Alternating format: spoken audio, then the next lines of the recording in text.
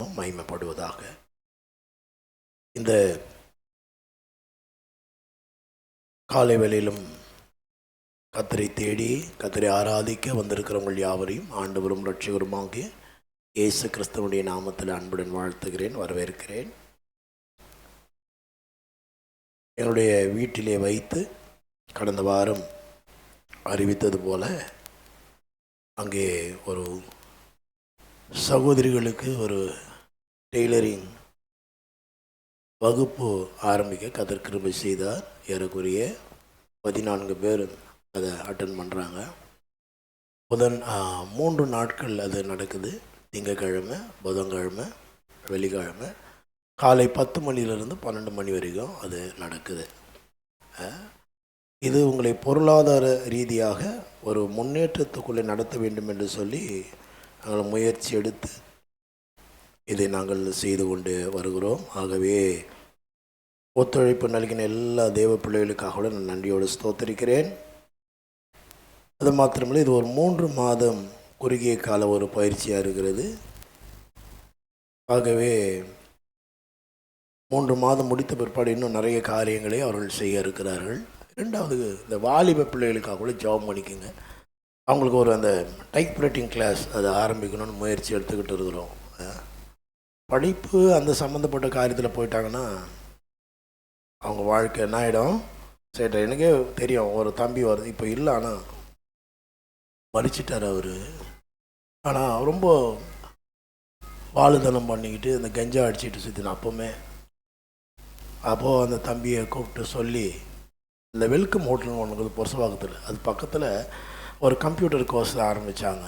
அதில் கொண்டு போய் சேர்த்து விட்டேன் நான். அவ்வளோதான் போனேன். அங்கே போய் சேர்ந்து அங்கே இருக்கிற பிள்ளைங்க கூட அப்படி பழகி என்ன பண்ணிட்டான், கடைசியில் நல்ல வேலை கிடச்சிது.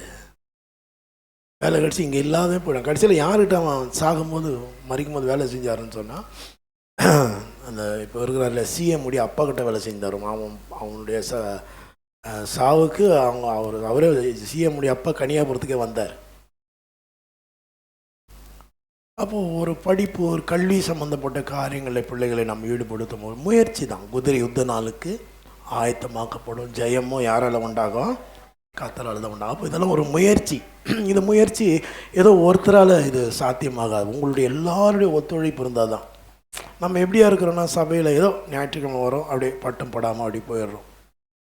இந்த சபையின் ஐக்கிய சபை, ஒரு ஐக்கியமாக காரியங்களை நம்ம என்ன பண்ண வேண்டும், சேர்ந்து தேவனுடைய ராஜ்யத்தை கட்ட முயற்சிக்க. ஆகவே எல்லாருடைய பங்களிப்பு இது முக்கியம். இங்கே எல்லாருடைய, உங்களுக்கு தெரிந்தவர்கள் அறிந்தவர்கள்லாம் முதல்ல அவங்க வீட்டு பக்கத்தில் ஒரு 4 குழந்தைங்களை கூப்பிட்டு வச்சு, உங்களுக்கு இங்கே கற்றுக் கொடுக்குற பாட்டை பாடி, ஒரு வசனத்தை சொல்லி, தெரிஞ்ச ஒரு கதையை சொல்லி, ஒரு 4 சாக்லேட்டை வாங்கி கொடுத்து ஏதோ ஒரு முயற்சி பண்ணலாம். அந்த மாதிரி பிள்ளைங்களை கொண்டு வந்து இங்கே விடலாம். இது மாதிரி நிறைய உங்களுடைய பங்களிப்பு இல்லாமல் என்ன பண்ண முடியாது, மாற்றத்தை என்ன பண்ண முடியாது, கொண்டு வர முடியாது. ஆகவே இதெல்லாம் ஜெபம் பண்ணுங்க. இதுக்கான முயற்சிகளை எடுக்கும்படி உங்கள் யாவரையும் அன்புடன் கேட்டுக்கொள்கிறேன். குறிப்பாக அந்த வாலிப பிள்ளைகளுக்கு நம்ம அதை ஆரம்பித்தே தீர வேண்டாம். பேசிக்கிட்டு இருக்கிறோம். அதை செய்கிறவங்களுடைய மனது இறங்கணும். இந்த டெய்லரிங் வகுப்பு கூட எவ்வளோ தடை தான். இது எப்போது ஆரம்பிக்க வேண்டியது, நிறைய குழப்பங்கள் எல்லாம் தாண்டி இன்றைக்கி கர்த்தர் ஒரு வாரம் அதை நடத்த கிருபை செய்திருக்கிறார். இது அன்றைய கிருபை, அன்றைய தயவு. ஆகவே இதுக்காக ஜெபம் பண்ணிக்கோங்க. கர்த்தர் உங்கள் ஒவ்வொருவரையும் ஆசீர்வதிப்பாராக. குறிப்பாக உங்களுக்கு கொடுக்க போகிற ஜெப குறிப்பு இதுதான். இன்றைக்கி டைப் ரைட்டிங் கிளாஸ் ஆரம்பிக்கணும். எல்லாத்துக்குமே டைப் ரைட்டிங் ரொம்ப முக்கியம். இன்றைக்கி அதை கற்றுக்கிட்டாங்கன்னா கம்ப்யூட்டர் சம்மந்தப்பட்ட காரியங்களில் பிள்ளைங்க என்ன பண்ணுவாங்க, அது முன்னேற அது பேருதவியாக இருக்கும். ஓகே, இதுக்காக ஜெபம் பண்ணி அதை கேட்டோம். விருந்தாளி மாதிரி நாங்கள் வந்தோம். விருந்து வீட்டுக்கு வந்து வீட்டுக்கு போன கதை இருக்கக்கூடாது. தாய் வீட்டுக்கு வந்த மாதிரி யோசிக்கணும். இங்கே வந்துருக்கிறீங்க, இது உங்கள் வீடு, இது உங்களுக்காக நடைபெறுகிறது. ஆகவே இதை நீங்கள் பங்கெடுக்கும்படி கேட்டுக்கொள்கிறேன். கர்த்தருடைய வார்த்தைக்கு நேராக நாம் கடந்து செல்லலாம். 2 நாளாகமும் 15ஆம் அதிகாரம் 7ஆம் வசனத்தை நாம் வாசிக்க கேட்கலாம். 2 நாளாகமும் 15:7. நீங்களோ உங்கள் கைகளை நெகிழ விடாமல் திடன் கொள்ளுங்கள், உங்கள் கிரியைகளுக்கு பலன் உண்டு என்றான். இந்த மாதத்தினுடைய ஞாயிற்றுக்கிழமை, கடைசி ஞாயிற்றுக்கிழமை தான். வருகிற வெள்ளிக்கிழமை இரவு ஜெபம் இந்த இடத்துல வைத்து நடைபெறும். சரியா 31 இரவு 10:30 மணிக்கு ஆரம்பிக்கும், 12:30 மணிக்கு முடிச்சிடுவோம். வாக்குத்தத்த ஆராதனையோடு அது நிறைவடையும். ஆகவே அதில் பங்கெடுங்கள். அப்போ இந்த மாதத்துடைய வாக்குத்தத்தத்தை இந்த கடைசி இந்த மாதம் தான், இந்த வாரம் தான் பிரசங்கம் பண்ண போகிறேன். அப்போ இந்த மாதம் ஆண்டவர் நம்மோடு பேசின வார்த்தை அதுதான், உங்கள் கிரியைக்கு பலன் உண்டு. அப்போ கிரியைக்கு தான் ஆண்டவர் என்ன பண்ணுறாரு, பலன் கொடுக்குறவராய் காணப்படுகிறார். அப்போது கிறிஸ்தவ வாழ்க்கையில் நிறைய பேர் சொல்கிறாங்க, பலனே எதிர்பார்க்கக்கூடாது. நீங்கள் பலன் எதிர்பார்க்குறீங்களா இருந்தீங்கன்னா உங்களை போல பரிதபிக்கப்பட்டவர்கள் யாரும் இல்லைன்னு 2 கொரிந்தியரில் ஒரு வசனம் இருக்குது. இம்மைக்காக ஆண்டவரை பின்பற்றினீங்கன்னா உங்களை போல பரிதபிக்கப்பட்டவர்கள் யாரும் இல்லை. அது உலக ஆசீர்வாதங்களும் பொருளாதாரத்துக்காக சொல்லப்படலை. அன்றைக்கி திருச்சபையில் சதுசேயர் பரிசேயர் என்கிற 2 கூட்டம் இருந்தது. இந்த சதுசேயர் கூட்டம் உயிர்த்தெழுதலே இல்லைன்னு சொன்னாங்க, ஆனால் பரிசேயர் உயிர்த்தெழுதல் இருக்குதுன்னு சொல்கிறாங்க. அப்போது இங்கே அப்போஸ்தலனாகிய பவுல் அவர்களுக்கு ஒரு விளக்கத்தை கொடுக்குறதுக்கு எழுதுறார். ஏசாமி மரித்து அடக்கம் பண்ணப்பட்டு 3ஆம் நாள் உயிர்த்தெழுந்தார். அப்போ உயிர்த்தெழுதல் இல்லை, இந்த உலக வாழ்க்கையோடு நம்ம வாழ்க்கை முடியுதுன்னா ஏசாமி உயிர்த்தெழுந்ததே வீணாச்சு. அப்போ இம்மைக்காக அவரை பின்பற்றினீங்கன்னா உங்களை போல பரிதபிக்கப்பட்டவர்கள் யாரும் இல்லை அப்படி தான் சொல்கிறாரு. இதை நிறைய பேர் எல்லா வசனத்தையுமே நம்மளுங்க தப்பாக தான் புரிஞ்சுக்கிட்டாங்க. அப்போ ஆண்டவர்கிட்ட எந்த பலனும் எதிர்பார்க்கக்கூடாதுன்னா எபிரேயர் 11ஆம் அதிகாரத்தில் வாசிக்கும் போது, விசுவாசம் இல்லாமல் தேவனுக்கு பிரியமாக இருப்பது கூடாத காரியம், தேவனிடத்தில் சேருகிறவன் அவர் உண்டு என்றும் அவர் தம்மை தேடுகிறவர்களுக்கு பலன் அளிக்கிறவர்னு விசுவாசிக்கணும்னு இருக்குது. அப்போ பலன் அளிக்கிறவர்னு நீங்கள் விசுவாசிச்சிங்கன்னா அவர் பலன் அளிக்கிறவராக இருக்கிறார். அப்போது கிரியைக்கு தான் பலன் உண்டே தவிர கிரியை இல்லைன்னா அங்கே என்ன இல்லை, பலன் இல்லை. இதை தான் நான் 7 சபைகளின் வாயிலாக கடந்த வாரம் நான் உங்களுக்கு கற்றுக் கொடுத்தேன். 7 சபையில் எப்படிப்பட்ட கிரியை இருந்தது, அந்த கிரியைக்கு எப்படிப்பட்ட பலனை அவர்கள் பெற்றுக்கொண்டார்கள், அல்லது அவர்கள் கிரியையை மாற்றும் பொழுது எப்படிப்பட்ட பலன் அவர்களுக்கு உண்டாகும்னு சொல்லி அங்கே வேதம் அழகாக போதிக்கிறத நான் பார்க்குறோம். அதை ஒரு சுருக்கமாக நான் இன்றைக்கி உங்களுக்கு சொல்லிக் கொடுக்க விரும்புகிறேன். நீங்கள் முதலாவது நம்ம எபேசு சபையை குறித்து தான் நம்ம படித்தோம். முதலாவது என்ன சபை குறித்து படித்தோம், எபேசு சபையை குறித்தோம். அந்த எபேசு சபை எப்படிப்பட்ட சபையாக இருந்தது, தீமையை சகித்து கொண்ட சபையாக இருந்தது. ஆனால் கிறிஸ்து மீதான அன்பு உருக்கமாய் அவர்களுக்கு இருக்கவில்லை. அப்போ அவர்களுக்கு ஆண்டவர் கொடுக்குற அறிவுரை என்ன, முதலில் செய்த கிரியைகளை ஆதியில் இருக்கிற அன்பை என்ன பண்ணிட்ட நீனு விட்டுட்ட. அப்போது அப்படி நீ செய்யும் போது என்ன ஆசீர்வாதம் கொடுக்குறாரு ஆண்டவர், ஜீவ விருட்சத்தினுடைய பலனை கொடுக்குறார். நல்லா கவனிங்க. அப்போ ஆதியில் இருக்கிற அன்பை விட்டுட்ட, மறுபடியும் ஆதி அன்புக்கு வந்தீங்கன்னா உனக்கு என்ன தர, ஜீவ விருட்சம். கவனிங்க, இந்த ஜீவ விருட்சத்தின் கனியை ஆதாமும் ஏவாளும் புசிக்கக்கூடாது என்பதற்காக தான் ஆண்டவர் அவர்களை தோட்டத்திலிருந்து வெளியே தள்ளிட்டாரு. ஏன்னா அவர்கள் முதலாவது என்ன கனியை புசித்தாங்க, நன்மை தீமை அறியத்தக்க விருட்சத்தின் கனியை புசித்தார்கள். ஆகவே ஜீவ விருட்சத்தின் கனியை சாப்பிட்டா அவளுக்கு சாவே கிடையாது. அப்போது அதை சாப்பிட்டு பாவத்தோடு வாழக்கூடாதுன்னு சொல்லி என்ன பண்ணுறாரு ஆண்டவர், அவங்கள வெளியே அனுப்புகிறார். கவனிங்க, இப்போ ஆண்டவர் சொல்கிறாரு, நீ ஆதியில் இருக்கிற அன்பை விட்டுட்ட, மறுபடியும் ஆதி அன்புக்கு திரும்பினா ஜீவ விருட்சத்தின் கனியை உனக்கு புசிக்க கொடுவேன்னு சொல்கிறார். 2வது நம்ம அங்கே பார்க்குறோம், சிமிர்னா சபையை குறித்து நம்ம பார்க்குறோம் இல்லையா. சிமிர்னா சபையுடைய உபத்திரவங்களை பொறுத்து கொண்ட சபை, உபத்திரவங்களை பொறுத்து கொண்ட சபை. அந்த சபைக்கு ஆண்டவர் என்ன சொல்கிறாரு, மரணம் வரை உண்மையாக இருக்க வேண்டும். மரணம் வரை என்ன பண்ணவங்க உண்மையாக இருக்கணும். மரணம் வரை உண்மையாக இருந்தால் அவர்களுக்கு ஆண்டவர் கொடுக்குற பலன், ஏன்னா போனவா அந்த பலனை நான் சொல்லாமல் விட்டுட்டேன். பலன் என்னென்னா, முதலாவது சபைக்கு எபேசு சபைக்கு கொடுக்கப்பட்ட பலன் ஜீவ விருட்சம். இங்கே சிமிர்னா சபைக்கு ஆண்டவர் கொடுக்குற பலன் என்னென்னா ஜீவ கிரீடம். என்னதுங்க, ஜீவ கிரீடம். 3வது அங்கே பெர்கமு சபையை பற்றி நாம் பார்க்குறோம். இந்த பெர்கமு சபை எப்படிப்பட்ட சபை, அதை வாசிங்க. பெர்கமு வெளிப்படுத்தல் 2:12 வசனம் வாசிங்க.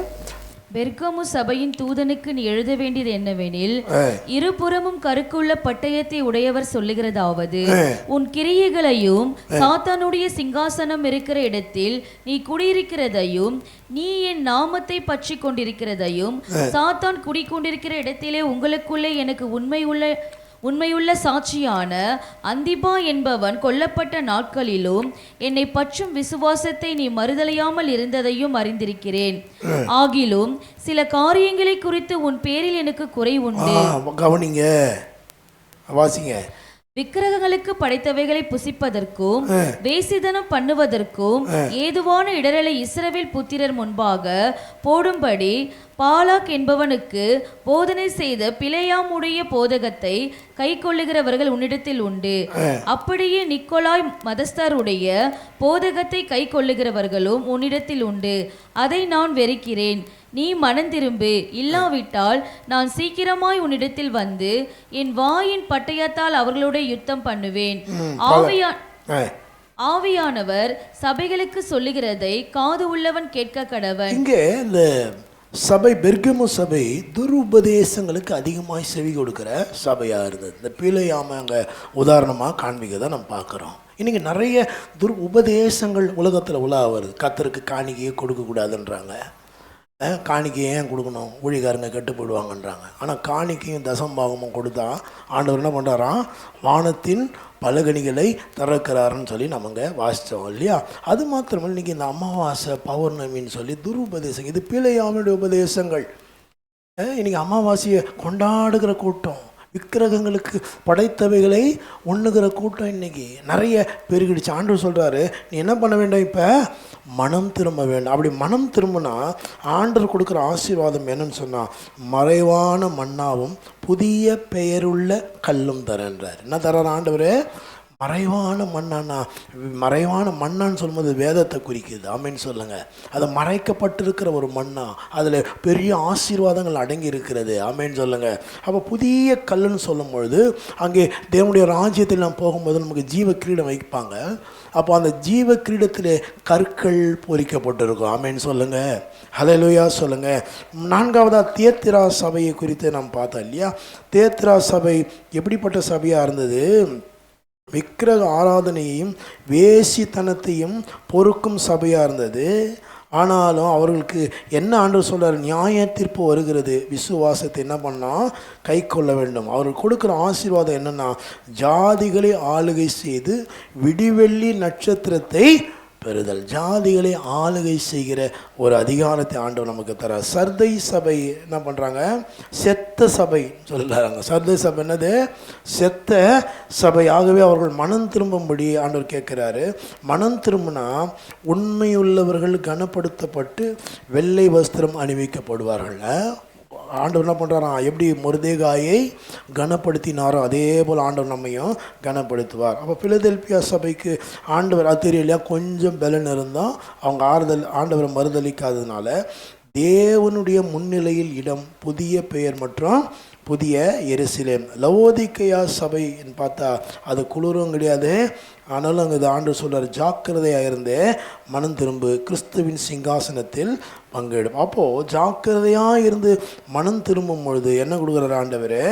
கிறிஸ்துவின் சிங்காசனத்தை அவங்களுக்கு கொடுக்குறார். இது நம்ம போன வாரம் படித்தோம் இல்லையா? இப்போது நான் ஏற்கனவே அறிவித்தது போல் அப்போது நமக்குள்ள ஒரு கேள்வி எழும்புது இல்லையா? ஏன்னா எபேசியன் புஸ்தகத்தில் நம்ம வாசிக்கிறோம். எபேசியரில் என்ன வாசிக்கிறோன்னு சொன்னால், அங்கே இலவசமாய் கிருபையினால் ஆண்டவர் என்ன பண்ணுறான்னா நமக்கு ரட்சிப்பை கொடுக்குறாருன்னு சொல்லி எபேசியர் 2ஆம் அதிகாரம் 8ஆம் வசனம் 9ஆம் வசனம் வாசிங்க. எபேசியர் 2. கிருபையினாலே விசுவாசத்தை கொண்டு ரட்சிக்கப்பட்டீர்கள், இது உங்களால் உண்டானதல்ல, இது தேவனுடைய ஈவு. அப்போ கிருபை தானங்க எல்லாம். நீங்க இப்ப புதுசா கிரியையை கொண்டு வரீங்க. கிருபைக்கு பலன் உண்டுன்னு தானே நீங்கள் பிரசங்கிக்கணும். ஆனால் கிரியைக்கு பலன் உண்டுன்னு பிரசங்கிக்கிறீங்களே, இது எந்த விதத்தில் நியாயம் சொல்லி நமக்குள்ளே நிறைய கேள்விகள் எழும்ப ஆரம்பிக்கும் இல்லையா? இப்போது நான் கவனிங்க, கிருபை எப்படின்னு சொல்லலாம், இப்படி சொல்லாமா? நான் உங்களுக்கு ஒரு உதாரணத்தை சொல்கிறேன் பாருங்கள். ஒரு காலேஜில், ஒரு ஸ்கூலில் நீங்கள் படிக்க போகிறீங்க அல்லது உங்கள் பிள்ளைங்களை சேர்த்து விடுறீங்க.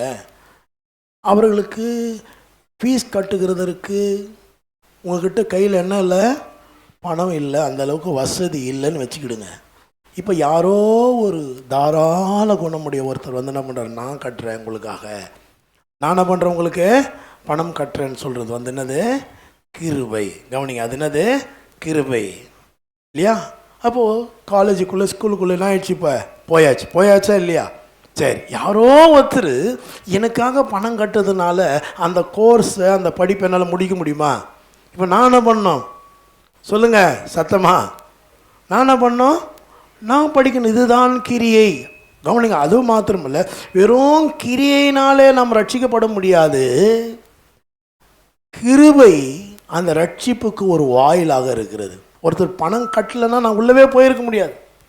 ஆமேன்னு சொல்லுங்க, அல்லேலூயா சொல்லுங்க. பாருங்க, வாசிங்க, யாக்கோபு அப்போஸ்தலர் ரொம்ப அழகா இதை விவரிக்கிறாரு. யாக்கோபு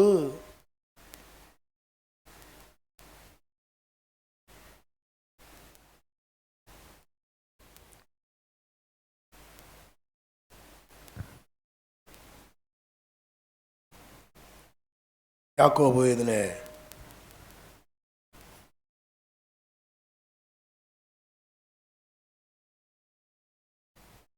அப்போ யாக்கோபு இங்கே சொல்கிறார், ஆவி இல்லாத சரீரம் செத்ததா இருக்கிறது. யாக்கோபு 2ஆம் அதிகாரம் 17ஆம் வசனம்.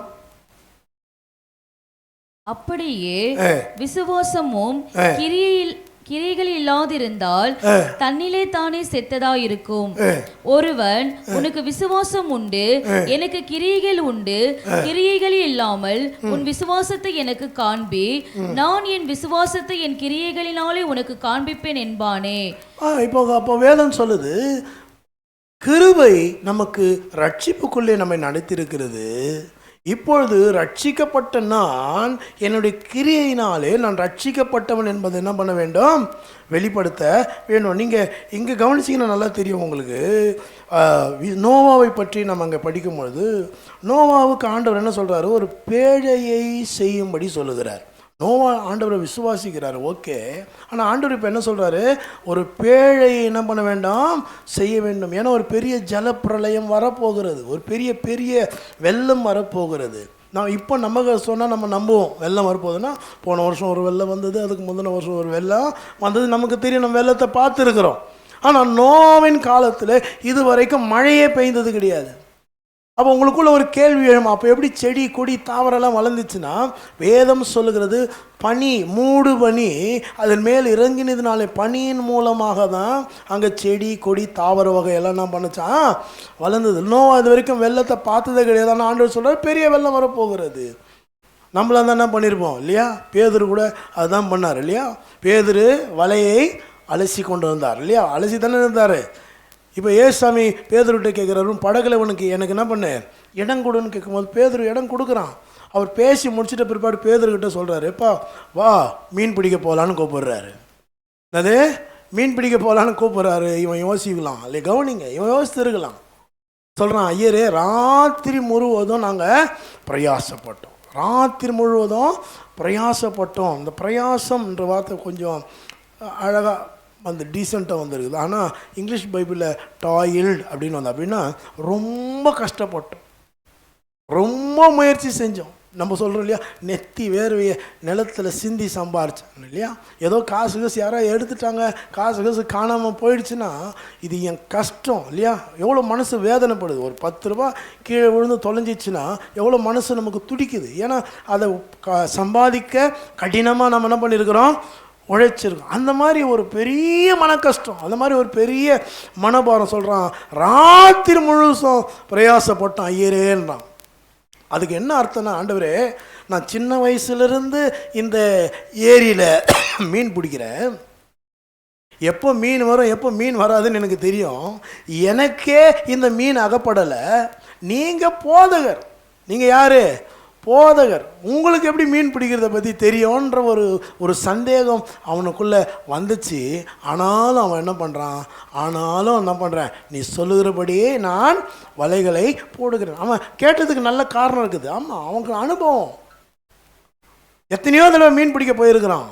நட்சத்திரத்தை பார்த்து மீன் பிடிக்க போகிறவங்க அந்த நட்சத்திரத்தை பார்த்து போவாங்க. சில பேர் அமாவாசை அன்னைக்கு போவாங்க.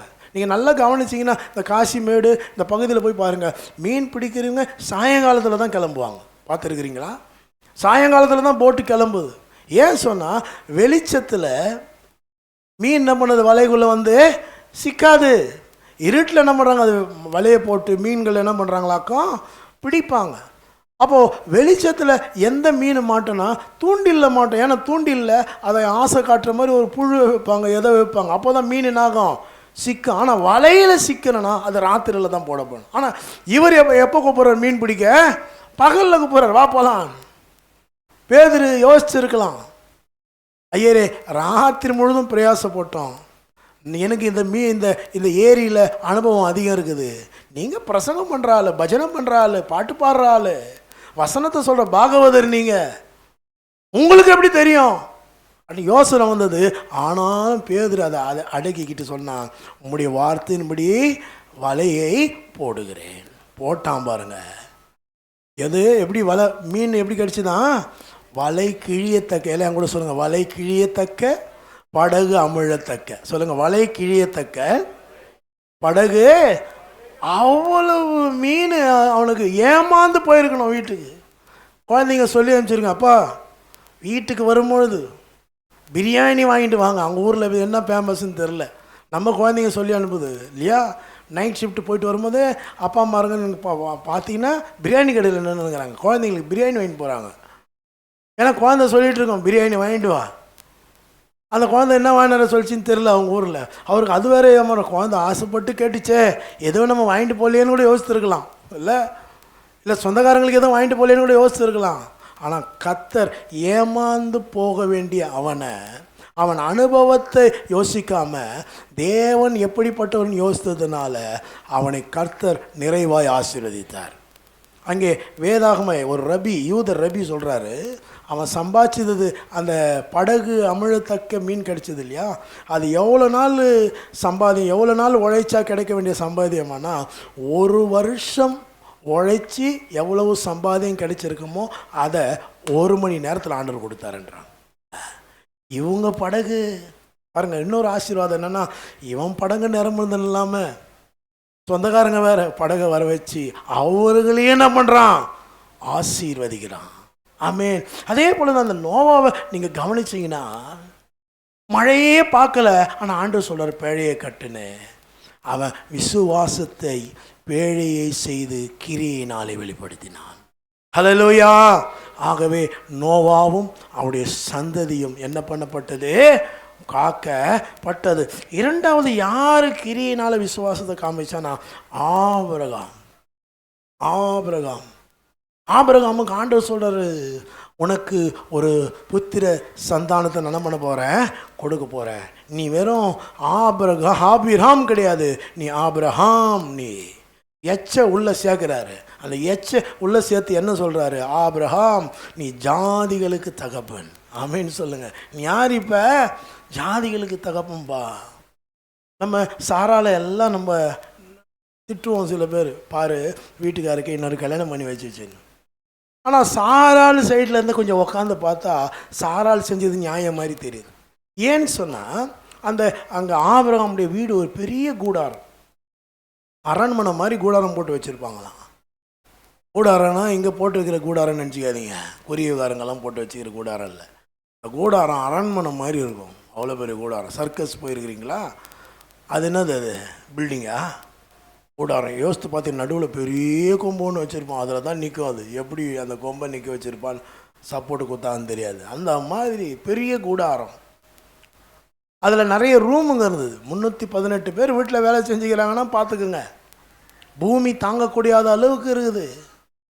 அப்போ அந்த கூடாரத்தில் இந்த வழிப்போக்கர்கள் வியாபாரத்துக்காக போவாங்க, அவங்க ராத்திரி தங்குறதுக்கு இடம் கேட்பாங்களாம். அப்போ இடம் கொடுப்பாங்களாம். இவங்க தங்கி காலையில் எழுந்துக்குவானுங்களே, எழுந்தோடனே வேலைக்காரங்கிட்ட கேட்பாங்களே, இவ்வளோ அழகாக இருக்குது கூடாரம், இந்த ஓனர் யார், ஜாதிகளுக்கு தகப்பன் ஆபிரகாம் என்னவாங்களாம். ஆபிரகாம் நம்ம கூட கேட்போம், யாருக்கா கல்யாணம் ஆயிடுச்சுன்னா உடனே என்ன கேட்போம், கல்யாணத்துக்கு போய் சாப்பாடு சாப்பிட்டு வந்தது இல்லாமல் அடுத்த வாரமோ அடுத்த மாதமோ ஒரு 3 மாதம் கழித்து பார்த்தானே கேட்போம். சொல்லுங்கள், வீட்டில் ஏதாவது விசேஷமாங்க கேட்போமா மாட்டோமா? அந்த மாதிரி அந்த காலத்தில் அடுத்த கேள்வி என்னன்னா, எத்தனை பசங்க அவருக்கு, எத்தனை பசங்கங்க அவனுக்கு கேட்கும் பொழுது குழந்தையே இல்லை. வேலைக்காரங்களும் கிண்டலாக சொல்லுவானுங்க. நம்ம ஆபிரகாம்னு பார்க்குறோம், அந்த ஆபிரகாம்ன்ற பேருக்கு உண்மையான அர்த்தம் என்னென்னா ஜாதிகளுக்கு தகப்பன். என்னங்க ஊருக்கே அப்பான்னு பேர் வச்சுன்னு இருக்கிறாரு, உபேந்திரன் பேரை வச்சுக்கின்னு பிச்சை எடுத்தால் எப்படி இருக்கும்? கோட்டீஸ்வரன் பேரை வச்சுட்டு உங்ககிட்ட காசு கேட்டால் எப்படி இருக்கும்? கண்ணாயிரம் பேர், அது கண்ணாயிரம். யோசிச்சுக்குங்க நீங்களே, அது வேற நான் சொல்லணுமா? அதே மாதிரி என்னங்க பேர் ஜாதிகளுக்கு அப்பான்னு இருக்குது, ஆனால் புள்ள இல்லைன்னு சொல்லி கிண்டல் பண்ணி சிரிப்பாங்களாம். இதை சாரால் கவனித்து தான் இந்த நிந்தையை போக்க வேண்டும் சொல்லி தான் ஒரு கல்யாணத்தை என்ன பண்ணி வச்சுருக்குறாங்க, அவருக்கு பண்ணி வச்சுருக்குறாங்க. ஆனாலும் ஆபிரகாமுக்கு ஆண்டவர் சொன்னார், இல்லை இல்லை, உன் கர்ப்ப பிறப்பாக இருக்கிறவன் தான் உன்னுடைய சந்ததி. ஆபிரகாம் பொறுமையோடு காத்தார். வேதத்தில் சொல்லப்படுது ஆபிரகாம் பற்றி தன் சரீரம் செத்து போனதையும் தன் மனைவியாகிய சாராளுடைய கர்ப்பம் செத்து போனதையும் எண்ணாதிருந்தான். தேவனை மகிமைப்படுத்தி விசுவாசத்திலே வல்லவனா. கிரியையில காமிச்சான், விசுவாசத்தை கிரியையில காமிச்சான். அந்த கிரியை என்ன காத்திருந்தான். ஆண்டவர் என்ன பண்ணுறார், அவனுக்கு குழந்தைய கொடுத்தாரு. குழந்தைய கொடுத்து சும்மா விட்டாரா? அவனுக்கு ஒரு டெஸ்ட்டை வைக்கிறாரு. அவன் விசுவாசத்துக்கு ஒரு பரீட்சையை வைக்கிறாரு. உங்க விசுவாசத்துக்கு கூட ஒரு பரீட்சை உண்டு. என்ன பரீட்சை வைக்கிறாரு? உன் குழந்தை எனக்கு பலி செலுத்துன்றாரு. நம்மளாம் தானே பண்ணியிருப்போம். மோசையுடைய அம்மா மாதிரி பொட்டிக்கிட்டு செஞ்சு எங்கேயும் ஒழிக்க வச்சுட்டு இருப்போம். மோசை அவங்க அம்மா அப்படி தான் பண்ணாங்க இல்லையா? எங்கே இந்த பார்வனை கொண்டு போகிறான்னு சொல்லிட்டு நாணலில் ஒரு பொட்டியை செஞ்சு நைல் நதியிலே விட்டாங்க. அந்த மாதிரி நம்மளாம் தானே பண்ணுவீங்க. அந்த ஆண்டவரை வேணாம், ஒன்றும் வேணாம். நிறைய பேர் யோசிப்பீங்க. எனக்கு பயம். போன வாரம்லாம் யோசித்தேன் நான். காணிக்கைன்னு எனக்கு சப்ஜெக்ட் அது, அதனால் பேசினேன். யாராவது காணிக்கைன்னு சொல்லி கேட்குறாரு நின்ற போகிறாங்கன்னு பயந்து. ஆனால் கர்த்தருக்கு ஸ்தோத்திரம், உங்களை மாதிரி ஒரு நல்ல ஜனங்க யாரும் இல்லை. ஒருத்தர் 13 கமெண்ட் அடிச்சிருக்காரு ஃபேஸ்புக்கில் என்னை பற்றி. கவனிங்க. அப்போது ஆண்டவர் என்ன பண்ணுறாரு, அவனை கொடு கேட்குறாரு. நம்மள தான் என்ன பண்ணியிருப்போம், ஆண்டவராச்சு. ஆண்டவருக்கு அல்வா கொடுக்குற ஆள் நிறைய பேர் இருக்கிறாங்க. ஆண்டவருக்கு பாடம் எடுக்கிற ஆள்லாம் இருக்குது நிறைய பேர். ஆனால் இவன் காலங்காத்தால் ஏன் செய்யலாம் யோசித்து பாருங்கள். நான் சின்ன பையனாக இருக்கும்போது ஸ்கூலுக்கு போனோன்னா கஷ்டமாக இருக்கும். அதே இந்த பர்த்டே இந்த விழாக்கள் வந்தால் காலையில் ஏஞ்சிக்குவேன். தூக்கம் வேறு வராது நைட்டில். ஏன்னா காலையில் என்ன போட போகிறோம், புது ட்ரெஸ்ஸு போட போகிறோம். அது ஒரு சந்தோஷம் இல்லையா? புது துணி போட, அது ஒரு சந்தோஷம். இவன் புள்ளைய சாவடிக்கிறது காலங்காத்தில் ஏஞ்சிக்கிறான். ஏன்னா ஆபிரகாமுக்கு நல்லா தெரியும், ஆண்டவர் தான் கொடுத்தாரு அந்த பிள்ளைய. எவன் மூலமாக தான்? வானத்தின் நட்சத்திரத்தை போல என் சந்ததி பெருகுன்னு ஆண்டவர் தான் சொல்லியிருக்கிறாரு. அப்போ அவரே கேட்குறாருனா கண்டிப்பாக இதில் ஒரு பெரிய ஆசீர்வாதத்தை ஆண்டவர் வைக்க போவார்னு சொல்லி விசுவாசித்தான். விசுவாசத்தை கிரியையில் காமிக்க எங்கே புள்ளைய கூப்பிட்டுன்னு ஆண்டவர் காமிக்கிற மலைக்கு போகிறான். ஆமேன்னு சொல்லுங்கள், ஹல்லேலூயா சொல்லுங்கள். ஆண்டவர் சொல்கிறாரு, பிள்ளை ஆண்டான் மேலே என்ன பண்ணாத, கையை கடைசி நிமிஷம் வரைக்கும் வெயிட் பண்ண. நான் சொல்கிறேன், இன்றைக்கி கூட சொல்கிறேன், நம்பிக்கையை மாத்திரம் விட்டுறாதீங்க. உங்கள் பொறுமையை கடைசி, நீங்கள் பொறுமையாக இருக்கிறீங்கன்னா கண்டிப்பாக அதுக்கு பலன் உண்டு. நீங்கள் ஆண்டவருக்காக காத்திருந்தீங்கன்னா கண்டிப்பாக பலன் உண்டு. பலன்லாம் கொடுக்காமல் இருக்க மாட்டார். கடைசி நிமிஷம் வரைக்கும் ஆண்டவர் வெயிட் பண்ணுறாரு. எப்படியாவது மனுஷன் மாறுவானான்னு பார்த்தாரு. கத்தியே வாங்கிட்டான். ஆண்டவர் சொன்னார், பிள்ளையாண்டான் மேல் என்ன பண்ணாத, பாரு ஒரு ஆடு இருக்குதுன்னு சொல்லிட்டு மறுபடியும் ஒரு உடன்படிக்கை பண்ணுறாரு. உனக்குள்ளும் உன் சந்ததிக்குள்ளும் பூமியில் உள்ள வம்சங்களை நான் என்ன பண்ணுவானாக்கா. அப்போ விசுவாசம் மாத்திரம் கிடையாதுங்க, அந்த விசுவாசம் கிரியையிலே வெளிப்பட வேண்டும். விசுவாசம் கிரியையிலே வெளிப்பட வேண்டும். 34ஆம் சங்கீதம் 34ஆம் சங்கீதம்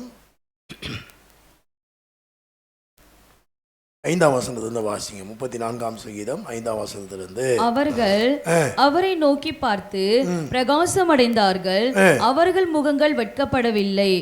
இந்த ஏழை கூப்பிட்டான், கர்த்தர் கேட்டு அவனை அவன் இடுக்கண்களுக்கெல்லாம் நீங்களாக்கி ரட்சித்தார். கர்த்தருடைய தூதன் அவருக்கு பயந்தவர்களை சூழ பாளையம் இறங்கி அவர்களை விடுவிக்கிறார். கர்த்தர் நல்லவர் என்பதை ருசித்து பாருங்கள், அவர் மேல் நம்பிக்கையா இருக்கிற மனுஷன் பாக்கியவான். இங்க நல்லா கவனிச்சீங்கன்னா இந்த சங்கீதம் 3 பகுதியா பிரிக்கப்படலாம். முதலாவது ரட்சிப்பை குறித்து சொல்லப்படும். நாம் ரட்சிக்கப்படணும். ரோமர் 10ஆம் அதிகாரம் 9ஆம் வசனம் சொல்வது போல, நீதி உண்டாக இருதயத்தில் விசுவாசித்து ரட்சிப்பு உண்டாக வாயினாலே அறிக்கை செய்வன். இப்போ நீங்கள் இங்கே பார்க்கும் பொழுது அவர்கள் அவரை நோக்கி பார்த்து பிரகாசம் அடைந்தார்கள், அவர்கள் முகங்கள் வெட்கப்படவில்லை. கவனிங்க, உங்கள் வாழ்க்கையில் வெட்கப்படுகிற சூழ்நிலையை பிசாசு எப்படியாகலும் ஏற்படுத்த முயற்சிப்போம். பொருளாதார ரீதியாக, குடும்ப உறவுகளின் ரீதியாக, சரீர சுகத்தின் ரீதியாக, எப்படியாகிலும் உங்களை அழித்து உங்களை ஒழித்து நீங்கள் இருக்கிற பகுதியில் உங்களுடைய உறவினர்கள் மத்தியில் அல்லது வேலை செய்கிற இடத்துல உங்களை எப்படியாகிலும் வெட்கப்படுத்த வேண்டும் என்று பிசாசு முயற்சிக்கிறான். அதனால யோவான் 10:10 சொல்லுது, திருடன் திருடவும் கொல்லவும் அழிக்கவும் வருகிறான் என்று வேறொன்றுக்கும் வரான், நானோ அவைகளுக்கு ஜீவன் உண்டாயிருக்கும், அது பரிபூரணப்படவும் வந்தேன் என்று சொல்கிறார் ஆண்டவர். அப்போ எப்படியாக உங்களை வெட்கப்பட அவன் திட்டம் போடுறான். அப்போ அந்த வெட்கத்திலிருந்து நீங்கள் காப்பாற்றப்பட வேண்டும் என்று சொன்னால், அதிலிருந்து நீங்கள் விடுதலை அடைய வேண்டும் என்று சொன்னால், அதிலிருந்து நீங்கள் மீட்படைய வேண்டும் என்று சொன்னால், இயேசு தவிர இதற்கு வேறு யாராலும் முடியாது. அதான் சொல்ல, அவரை நோக்கி பார்த்தால்தான். ஆமென், ஹல்லேலூயா. பெரும்பாடுள்ள ஒரு ஸ்திரீ, குடும்பத்தால் ஒதுக்கப்பட்ட ஒரு நிலைமை, சொத்தெல்லாம் போயிடுச்சு, உடம்புல வியாதி, ஆனால் இயேசுவை நம்பி வந்தார்கள், சுகத்தை பெற்று கொண்டார்கள். பர்திமேயு என்கிற குருடன் பாதையோரம் உட்காந்துட்டு பிச்சை எடுத்துட்டு இருக்கிறான். இயேசு போகிறத பார்த்துட்டு, தாவீதின் குமாரனே எனக்கு இறங்கன்னு கூப்பிட்டான். எல்லாம் அதட்டுனாங்க, அமைதியாரு, ஏன் சத்தம் போடுறான்? அப்போ கூட அவன் சத்தமாக கூப்பிட்டான். இயேசு அவனுடைய வெட்கத்தை மாற்றி பார்வைய வைத்தார். வேற இயேசு மாத்திரம் அற்புதம் செய்யல, இயேசுவின் நாமத்தில் சீஷர்கள் அற்புதம் செய்தார்கள். அலங்கார வாசல் என்கிற ஒரு வாசல்ல பிறவியிலேயே முடவனாக இருந்தவன் உட்காந்துட்டு இருக்கிறான். பேதுரும் யோவானும் ஜெபம் பண்ணும்படி ஜெபாலயத்துக்கு போகும்பொழுது அவன் பேதுரு நோக்கி பார்க்குறான். பேதுரு சொல்கிறாரு, இயேசுவின் நாமத்தில் எழும்பி நட. வெள்ளி இல்லை என்கிட்ட பொண்ணு இல்லை, எல்லாம் வீட்டில் இருக்குது, இப்போ பேக்கெட்டில் இல்லை. ஏன்னா அதை நான் வச்சுக்கிறது இல்லை, எனக்குன்னு ஒரு பொருளாளரை வச்சுருக்கேன், அவங்க தான் வச்சுருக்குறாங்க சர்ச்சில். ஆனால் இப்போ என்கிட்ட ஒன்று இருக்குது, என்ன? நசரேயனாக இயேசுவின் நாமத்தில் எழும்பி நட. அல்லேலூயா. அவன் வெட்கம் மாற்றப்பட்டது. அவன் பேரை விட்டுட்டு அவனுக்கு இருந்த அந்த ஊனத்தை வச்சு தான் கிண்டல் பண்ணியிருப்பாங்க. ஆனால் கர்த்தர் வெட்கத்தை மாற்றினார். என் அன்பு தேவ பிள்ளையே, இந்த சத்தத்தை நீ கேட்டுட்டு இருக்கிற, வாழ்க்கையில் இருக்கிற வெட்கம் போனா, உன் பிரச்சனை தீரணும்னா, உன் கஷ்டம் தீரணும்னா, இயேசுவை தவிர வேறு யாரால முடியாது. அந்த இயேசுவை நீ நோக்கி பார்த்தா, அதான் சொல்ல, அவரை நோக்கி பார்க்கும் பொழுது அவர் என்ன பண்றாரு? உன் முகத்தை பிரகாசிக்க வைத்து வெட்கத்திலிருந்து விடுதலையாக்குறாருன்னு சொல்லிட்டு அடுத்தது சொல்லுது, இந்த ஏழை கூப்பிட்டான், கர்த்தர் கேட்டு அவன் இடுக்கண்களுக்கெல்லாம் நீங்களாக்கியே ரட்சித்தார். ஏழைன்னு சொல்கிறவங்க வெறும் காசு பணம் இல்லாதவங்க மாத்திரம் இல்லை, நிறைய காசு பணம் இருந்து ஏழையாக நிறைய பேர் இருக்கிறாங்க. தெரியுமா உங்களுக்கு? காசு பணம் வச்சுட்டு இருந்த நிறைய பேர் ஏழைகளாக இருக்கிறாங்க. வீட்டில் சந்தோஷம், நம்ம வீடெல்லாம் பளிச்சுன்னு இருக்கும், அந்த வீடு போய் இருண்டு போய் கிடக்கும். அப்போ ஏழைன்னு சொல்லும் போது உதவியற்றவர்கள், நம்ம உதவியற்றவர்களாக இருக்கிறோம். நமக்கு இருக்கிற அந்த பிரச்சனை தீர்க்க யாரும் இல்லை. ஆனால் இயேசுவை நோக்கி நீங்கள் கூப்பிடும் பொழுது, நீதி உண்டாக இருதயத்தில் விசுவாசித்து ரட்சிப்பு உண்டாக வாயினாலே நீங்கள் அறிக்கை செய்யும் பொழுது என்ன பண்ணுறார்? அவர் எல்லா இடுக்கண்களுக்கும் துன்பத்துக்கும் நீங்களாக்கி உங்களை விடுவிக்கிறார். இந்த உலகத்தை நீங்கள் சந்திக்கிற துன்பங்கள், பிரச்சனைகள், போராட்டங்களை இயேசுவை நோக்கி நீங்கள் கூப்பிடும் பொழுது அவர் நீக்குகிறார். அது மாத்திரமல்ல, இந்த உலகம் முடிந்த பிற்பாடு ஒரு பெரிய துன்பம் இருக்கிறது, அது நரகம் என்று சொல்லி வேதம் சொல்லுகிறது. அந்த நரகத்திலிருந்து நாம் தப்புவிக்கப்பட்டு பரலோகத்திலே அன்பின் குமாரனுடைய ராஜ்யத்திலே நம்மை கொண்டு போய் சேர்க்க வல்லவர். ஹல்லேலூயா, ஹல்லேலூயா. அப்போ நான் வாயை திறந்து கூப்பிட வேண்டும். இருதயத்தில் விசுவாசிக்கிறதோடு நிற்கக்கூடாது. நீதி உண்டாக இருதயத்தில் விசுவாசிக்கணும், ரட்சிப்பு உண்டாக வாய் பேச வேண்டும். வாயினால இயேசுவே ஆண்டவர்னு அறிக்கை செய்ய வேண்டும். இயேசுவே நீர் எனக்கு தேவை, இயேசுவே என் இருதயத்துக்குள்ள வாரும், இயேசுவே என்னை ஆளுகை செய்யும். வாயை திறந்து நீங்கள் கூப்பிடுது. நாங்கள் உங்களுக்காக ஜெபம் பண்ணுறது மட்டும் முக்கியம் கிடையாது. நீங்கள் கூப்பிட்டா உங்கள் இருதயத்துக்குள்ள என்ன பண்ணுறார்? அவர் வருகிறார். இதெல்லாம் கிருபையினாலே நடைபெறுகிறது. இதெல்லாம் எதனால் நடக்குது? கிருபையினால் நடக்குது. இப்போ அடுத்து தான் வருது விஷயமே, கர்த்தர் நல்லவர் என்பதை ருசித்து பாருங்கள். நான் மேற்கூறின இந்த 3 வசனங்களையும் கடவுள் நமக்கு என்ன செய்கிறாருன்றதை சொன்னேன். இந்த வசனம் சொல்லுது நாம் என்ன செய்ய வேண்டும்னு சொல்லுது. கர்த்தர் நல்லவர் என்பதை ருசித்து பாருங்கள், அவர் மேல் நம்பிக்கையா இருக்கிற மனுஷன் பாக்கியம். இந்த ருசின்னு ஒன்று இருக்குது, கவனிங்க, நல்லா கவனிங்க. என்ன ருசிய நாம் தான் பண்ண முடியுமே தவிர நமக்காக வேற யாரும் பண்ண முடியாது. நமக்கான தண்டனையை ஒருவேளை ஒருத்தர் ஏற்றுக்கலாம், என் மேலே விழுந்த பழியை ஒருவேளை ஏற்றுக்கலாம். ஆனால் ருசின்றத நான் தான் பண்ண முடியுமே தவிர வேற யாரும் பண்ண முடியாது. ஆமே, இருக்கிறீங்களா? மாம்பழம் சீசன் போச்சா இல்லையா? மாம்பழம் நல்லா இருக்குதுங்க, நீ மட்டும் சாப்பிட்டு வந்து சொல்லு, சொல்கிறாங்களா இல்லையா? அப்போ ருசி என்பது என்ன? அது எனக்காக யாரும் செய்ய முடியாது, நான் தான் செஞ்சாகணும். அப்போ கர்த்தர் நல்லவராக இருக்கிறார், எல்லா நன்மைக்கும் ஊற்றும் காரணராக இருக்கிறார், தீமை அவரிடத்தில் இல்லவே இல்லை. அப்போ அவரிடத்தில் இருக்கிற நன்மையை நான் தான் ருசி பார்க்க வேண்டும். இதை தான் வேதம் கிரியைன்னு சொல்லுது. கிருபையினாலே ரட்சிப்பு, அவர் நல்லவர் என்பதை கிரியையினாலே ருசி பார்க்க வேண்டும். என்ன கிரியை? விசுவாசம் என்கிற கிரியை. கர்த்தர் நல்லவர் என்பதை ருசித்து பாருங்கள், அவர் மேல் நம்பிக்கையா இருக்கிற மனுஷன் பாக்கியவான். ஹல்லேலூயா, ஹல்லேலூயா. இருக்கிறீங்களா? அப்போ அந்த கிரியையை, அந்த விசுவாசத்தை நான் எப்படி காட்ட முடியும்? 9ஆம் வசனம் சொல்லுது, கர்த்தருடைய பரிசுத்தவான்களே அவருக்கு பயந்திருங்கள், அவருக்கு பயந்தவர்களுக்கு குறைவு இல்லை. அப்போ நான் கர்த்தரை, என் விசுவாசத்தை எப்படி காட்டணும்? என் பரிசுத்தமான வாழ்க்கையின் மூலமாக காட்ட வேண்டும். அவர் என்னை பரிசுத்தப்படுத்திட்டாரு. நல்ல வெள்ளையா ஒரு சட்டை போட்டுன்னு போனேன், போயிட்டே இருக்கிறேன். எனக்கு முன்னாடி ஒரு ஆட்டோ போச்சு. ஆட்டோவுக்கு பின்னாடி எத்தனை டயர்? 2 டயர். அந்த டயருக்கு முன்னாடி ஒரு பட்டையாக ஒன்று தூங்கும், பார்த்துருக்கிறீங்களா? பார்த்துருக்கிறீங்க. அந்த பட்டை இல்லைன்னா என்ன ஆகும்? அந்த ஆட்டோவில் இருக்கிற டயரில் இருந்து என்ன பண்ணு, சேரு. ஆமேன். வெள்ளையாக போட்ட சட்டையை நான் என்ன பண்ணிட்டேன், இப்போ கரையாயிடுச்சு. அடுத்த வாட்டி யோசித்தேன், மழை டைமா, உடனே நான் என்ன பண்ண, வெள்ளை சட்டை போட்டு, அடுத்தது அந்த வெள்ளை சட்டையை பாதுகாத்து கொள்ள என்ன பண்ணிட்டேன், மேலே ஒரு ரெயின் கோட். ஆமேன்னு சொல்லுங்க. அப்போது அவர் கிருபையாக என்னை பரிசுத்தப்படுத்திட்டாரு. இப்போ என் கிரியையின் மூலமாக அந்த பரிசுத்தத்தை நான் காத்து கொள்ள வேண்டும். அப்படி பரிசுத்தத்தை நான் காத்து கொள்ளும் பொழுது ஆண்டவர் சொல்கிறாரு, கர்த்தருடைய பரிசுத்தவான்களே அவருக்கு பயந்திருங்கள், அவருக்கு பயந்தவர்களுக்கே குறைவே இல்லை, வாழ்க்கையில் குறைவே வராது சொல்லிட்டு தான் சொல்கிறாரு, சிங்கக்குட்டிகள் தாழ்ச்சி அடைந்து பட்டினியாக இருக்கும், கர்த்தரை தேடுகிறவர்களுக்கோ ஒரு நன்மையும் குறையவிடாது. ஹல்லேலூயா, ஹல்லேலூயா, ஹல்லேலூயா. அப்போ சிங்கக்குட்டி கூட காட்டில் ஒரு நல்ல பசி ஆயிடும்.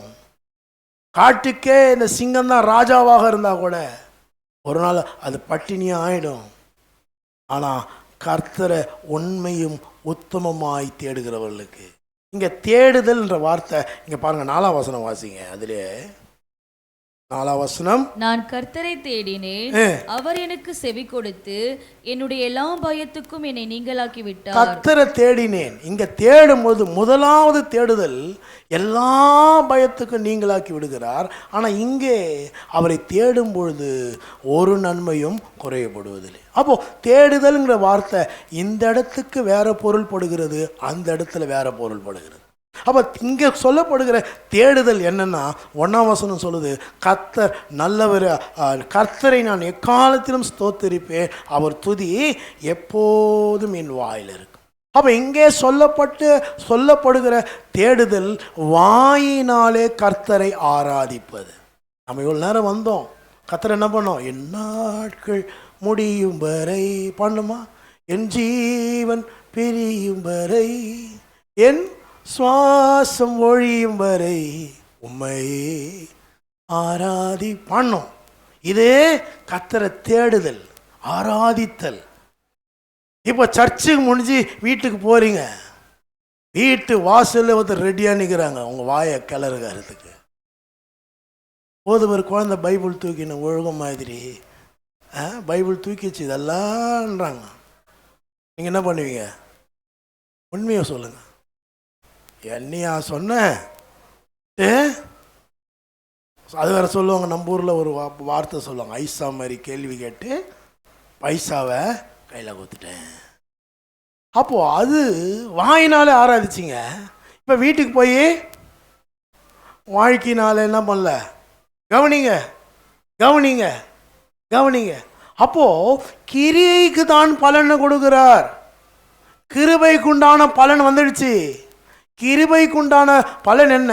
என்னை பிள்ளையா மாத்திட்டாரு, என்னை நீதிமானா மாத்திட்டாரு, என்னை பரிசுத்தவாட்டியா மாத்திட்டாரு, என்னை ராஜாக்களாக ஆசாரியர்களாக மாத்திட்டாரு. இப்ப என் கிரியையிலே நான் அதை வெளிப்படுத்த வேண்டும். கவனிங்க கவனிங்க. அப்ப எப்ப எனக்கு குறை உண்டாகாது? சிங்க குட்டிகள் கூட தாழ்ச்சி அடைந்து பட்டினியா இருக்கும். ஆனா கர்த்தரை வெறும் வாயினால ஆராதிக்கிற கூட்டமா இல்லாம வாழ்க்கையினால ஆராதிக்கிற கூட்டமா இருந்தோம்னா நான் கிடைக்கும் ஒரு நன்மை கூட நமக்கு என்ன பண்ணாகாது? குறைவு. அதுதான் வேதம் சொல்லுது, உன் கிரியைக்கு பலன் உண்டு. உன் கிரியைக்கு என்ன உண்டு? பலன். கிருபைக்கு உண்டானதெல்லாம் கொடுத்துட்டார் ஆண்டவர். இப்போ என்னுடைய கிரியை எதிர்பார்க்கிறார். எத்தனை பேர் ஸ்கூலுக்கு போயிருக்கிறீங்க?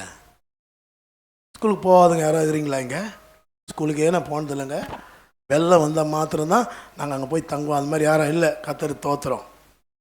ஸ்கூலில் அட்டண்டன்ஸ்னு ஒன்று எடுப்பாங்க, பார்த்துருக்குறீங்களா? எடுத்துருக்குறாங்களா? அவங்க பேர் சொல்லி கூப்பிடுவாங்களா? நீங்கள் அமைதியாக உட்காந்துருப்பீங்க. என் கூட படித்த பையன் பொண்ணு பேர் கொடுக்கும்போது எஸ் சார்ன்றான். அவர் கேட்டார், பொண்ணாடா நீன்னு கேட்டார்.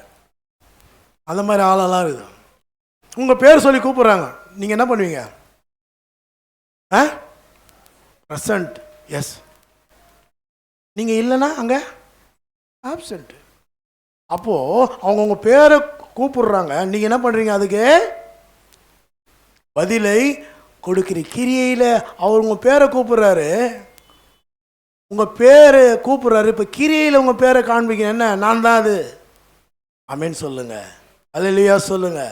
அப்போ ஆண்டவர் என்னை கிருபையா நீதிமானாக்கிட்டாரு, கிருபையா பரிசுத்தவாட்டியா மாத்திட்டாரு, கிருபையா ராஜாவாக ராஜாத்திகளாக ஆசாரியர்களாக மாத்திட்டாரு, கிருபையா எல்லாத்தையும் தந்துட்டாரு. ஜீவனத்துக்கும் தேவபக்திக்கும் எல்லாத்தையும் தந்துட்டாரு. இப்ப நான் என் கிரியையிலே அதை காண்பிக்க வேண்டும். என் கிரியையிலே நான் அதை காண்பிக்கும் போது வெறும் வாழினாலே கர்த்தரை ஆராதிக்கிற கூட்டமா இல்லாதபடிக்கு நான் சொன்னேன், எனக்கு இந்த நாளுக்கான தூதே அதுதான். இந்த நாள் ஆண்டவர் என்னோடு பேசின வார்த்தை அதுதான். கிறிஸ்துவுக்குள்ள உறுதியா இருக்கணும். கொஞ்ச காலம் ஏசாமை பின்பற்றிட்டு துன்பங்கள் கஷ்டங்கள் வந்தா பின்மாற்றி மாறி ஓடக்கூடாது. தொடர்ந்து இயேசுக்காக வைராக்கியமா இந்த தீர்மானம் யாருக்குள்ளே இருக்கிறதோ அவர்களை கர்த்தர் ஹல்லேலூயா விடிவெள்ளி நட்சத்திரத்தை போல வானத்தில் மின்னும்படியாக செய்வார். ஆமென். நீங்க சொல்றீங்க இந்த ஸ்டாரு அந்த star supreme star super star இல்லை இருக்கிறாங்களா? ஆனால் உண்மையான ஸ்டாரு நீங்க தான். வேதம் சொல்லுது விடிவெள்ளி நட்சத்திரம். ஆமென் சொல்லுங்க, சத்தமா ஆமென் சொல்லுங்க. அப்போ கிருபை கொடுத்தது கிரியையிலே நான் வெளிப்படுத்த வேண்டும். அப்போ அந்த கிரியைக்கு ஆண்டவர் என்ன பண்றாரு? பலனை உங்களுக்கு கொடுக்கிறவராய் காணப்படுகிறார். ஆமென் சொல்லுங்க, அல்லேலூயா. அப்போ இந்த ஆண்டவர் என்ன கற்றுக் கொடுத்தது அதான். வெறும் வாயினால சொல்லக்கூடாது. என் நாட்கள் முடியும் வரை, என் ஜீவன் பிரியும் வரை, என் சுவாசம் ஒழியும் வரை உண்மையே இது உங்கள் வாழ்க்கை முறையாக மாறணும். இந்த தீர்மானத்தில் உறுதியாக இருக்கணும். ஷாத்ராக் மேஷாக் ஆபேத் நேகோ அதில் உறுதியாக இருந்தாங்க, அதில் தீர்மானமாக இருந்தாங்க. நாங்கள் ஆராதிக்கிற எங்கள் தேவன் தப்புவிக்க வல்லவர். தப்புவிக்க பயங்காட்டுறான். பாரு, நெருப்பு எரியுது பாரு, நீ இப்படியா பேசுகிற? 7 மடங்கு சூடாக்கு, அனல் கொதிக்குது சொல்றாங்க. நாங்கள் ஆராதிக்கிற எங்கள் தேவன் தப்புவிக்க வல்லவர். அவர் தப்புவிக்கலைன்னா கூட பரவாயில்ல, நாங்கள் என்ன பண்ண மாட்டோம்? பின்மாற மாட்டோம். அவரை நம்புகிறதுல பின்மாற மாட்டோம். நிறைய பேர் அப்படி தான் இருக்கிறோம். கொஞ்ச நேரம் ஆசீர்வாதங்கள் வரல, ஆண்டவர் அமைதியாக இருக்கிறாரு, எதுவும் நடக்கலன்னு நமக்குள்ள எண்ணங்கள் ஓடுகிறது. ஒருவேளை நம்ம உண்மையான ஆண்டவரை தான் நம்ம நம்புகிறோமா? உண்மையான இயேசுவை தான் விசுவாசிக்கிறோமா? சில பேர் சபையை மாற்றலாமா, ஊழியக்காரை மாற்றி பார்க்கலாமா, இல்லை அங்கே போகலாமா, இங்கே போகலாமா, இல்லை மசூதி வாசலில் போய் நிற்கலாமா? மசூதி வாசல்லே ஒரு சமோசா கிடக்குது, சமோசா நல்லா இருக்காங்க, அந்த பக்கம் போனால் ஒரு சமோசா வாங்கி சாப்பிட்றது வழக்கம். அப்போ பார்ப்பேன் தாய்மார்கள்லாம் குழந்தைய வச்சு நிற்பாங்க. அதில் ஒருத்தரை பார்த்தேன், பேர் வானம், நல்ல கோயிலுக்கு போகிறோங்க, சும்மா வாயை திறந்தாங்க. நீங்கள் ஆதி ஆமத்தில் ஆரம்பித்து விட்டால் வெளிப்படுத்தல நிற்பாங்க, படன்னு வெடிப்பாங்க. அந்த அம்மா அவங்க பேத்தியா பேரனதை தூக்கி நின்றுக்குது. என்னை பார்த்தாங்களா என்னன்னு தெரியல. சில பிரச்சனைகள் வரும்பொழுது, பின்மாற்றம் அடையும் பொழுது, பிரச்சனையின் மேல் பிரச்சனை, போராட்டத்தின் மேல் போகிறோம். ஆனால் கர்த்தருக்காக வைராக்கியமாக நின்று பாருங்கள். இந்த மொட்டை அடிக்கிறதுல கூட குழந்தைங்களுக்கு அதையும் சொல்லணும். அது என்னவோ பிறந்த முடி எடுக்கணும் குழந்தைக்கு, தப்பு கிடையாது. சரி, நம்ம தான் அங்கே போகிறதில்ல, வேளாங்கண்ணிக்கு போய் அங்கே எடுத்துடலாம்.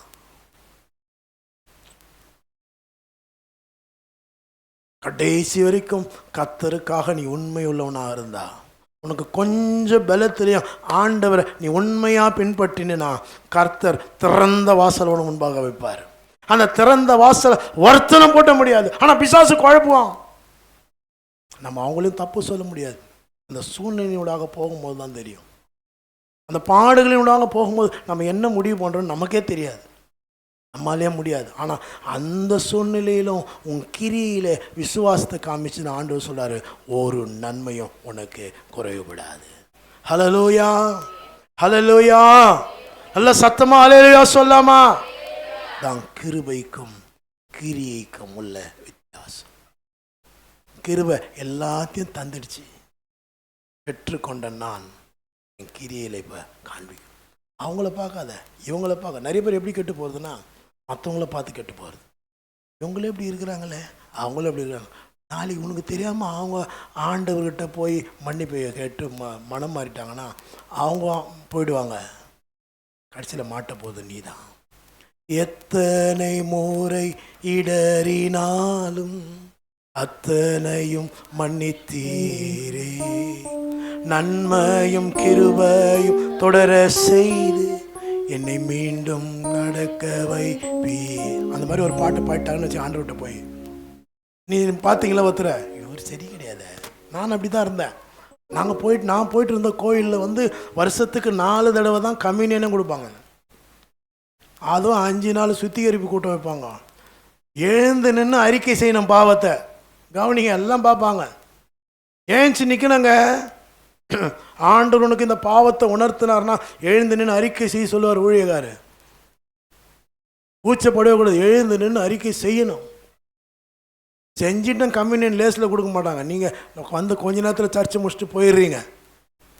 சர்ச்சு முடிஞ்சோடனே முழங்கால் பிடிக்கணும், லைனா பெரிய செய்யும் லைனு எடுத்து கம்யூனியன் கொடுக்க மாட்டாங்க. அவர் ஒரு ரவுண்ட்ஸ் வருவார், பாஸ்டர் பார்த்துனே வருவார், எல்லா மூஞ்சியும் பார்த்துன்னு வருவாருங்க. நான் கொஞ்சம் ரட்சிப்புக்குள்ளே இருந்தாலும் எனக்குள்ளே சில சுபாவங்கள், சில எண்ணங்கள் இருந்ததுனால, எனக்குள்ளே நான் ஒரு குற்றவாளின்ற ஒரு உணர்வு இருந்ததுனால என்ன பண்ணுவேன், போய் ஒழிஞ்சு நின்றுக்குவேன். அதை எடுக்க மாட்டேன். அங்கே நின்றுக்குன்னு எடுக்கிறவங்கள பார்த்து நின்றுப்பேன். நமக்கெல்லாம் இதுக்கு தகுதியே இல்லைன்னு நினச்சி பார்த்துருப்பேன். அப்போ நான் ஒரு அண்ணன் பார்த்தேன். அவர் வாயை திறந்தா போய் தான் பேசுவார். இப்போ தான் கார் வாங்கினேன்னுவார், ஆனால் சைக்கிளில் தான் வருவார். அவர் உக்காந்துக்கிறார் லைனில். அப்போ நான் பார்த்தேன், இவரே உக்காந்துக்கிறாரு, நம்ம போய் எடுக்கலாம். புரியுதுங்களா? இப்படி தான் அநேகம் இருக்கிறோம். அவரே தப்பு பண்ணுறாரு, நம்ம பண்ணான்னா. அவரே எப்படிங்கிறாரு, நம்ம பண்ணான்னா. இது வேறு இப்போ புதுசாக ஒரு புது ட்ரெண்ட், ஊழியக்காரங்களே சரியில்லை. அது ஒரு குரூப். இப்போ உடனே ஆமாம், யாருமே சரியில்லை, நான் ஏன் சரியாகணும்? நீ ஏன் சரியாக இருக்கணும்னா, இந்த உலக வாழ்க்கையோட வாழ்க்கை முடியல. அவங்க சரி இருக்கியோ சரி இருந்தாங்களோ அதுக்கு உண்டான பதில் அவங்க சொல்ல போகிறாங்க. ஆண்டவர் வரும்பொழுது அவங்க வெட்கப்பட்டு தலை குனிஞ்சு நிற்பாங்க.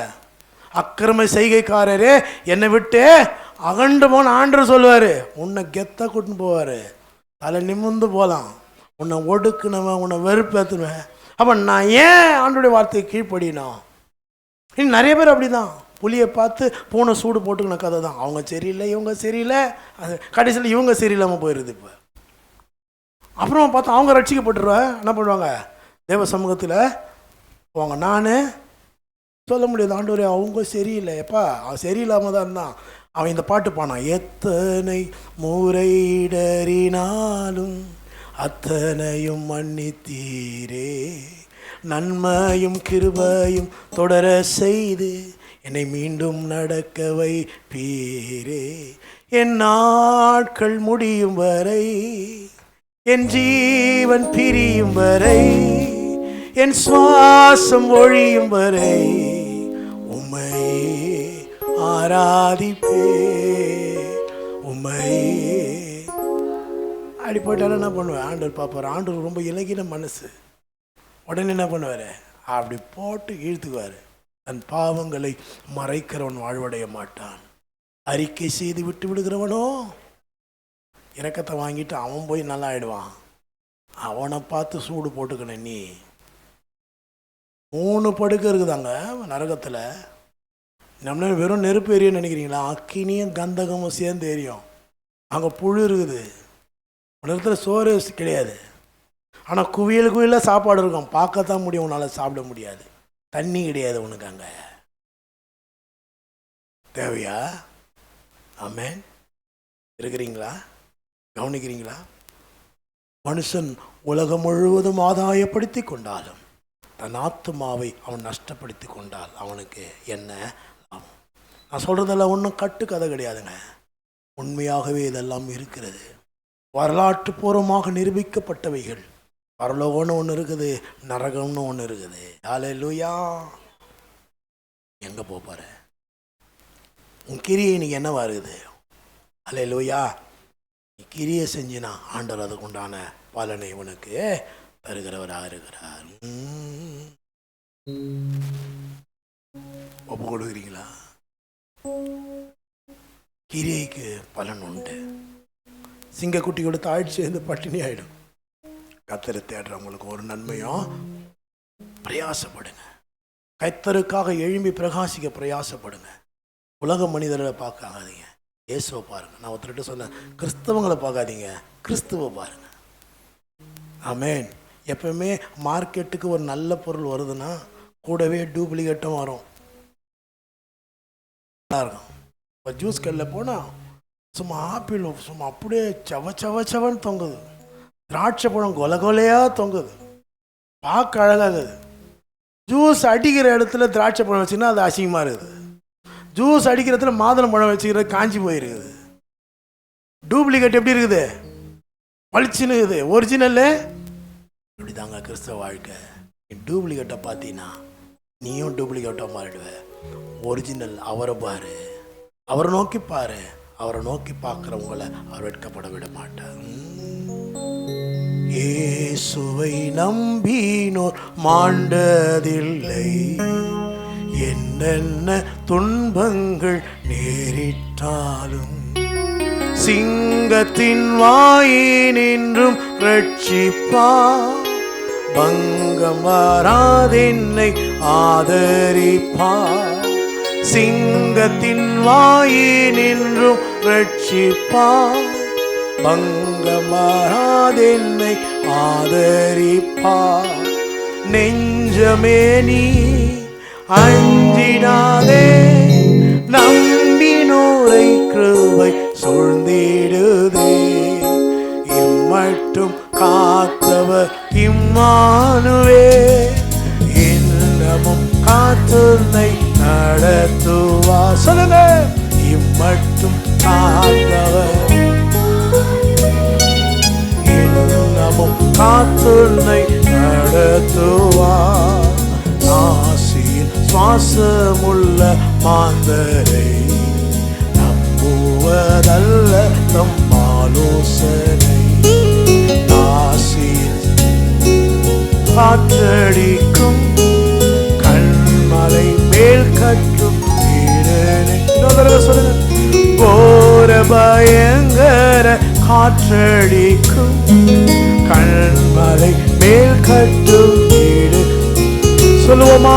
நெஞ்ச நெஞ்சமே நீ அஞ்சிடாதே, நம்பினோரை கிருபை சொல்லிடுவே. இம்மட்டும் காத்தவர் இம்மானுவேல், இன்னமும் காத்துன்னை நடத்துவார். இம்மட்டும் காத்தவர் இம்மானுவேல், இன்னமும் காத்துன்னை நடத்துவார். நாசியில் சுவாசமுள்ள மாந்தரை நம்புவதல்ல தம் ஆலோசனை.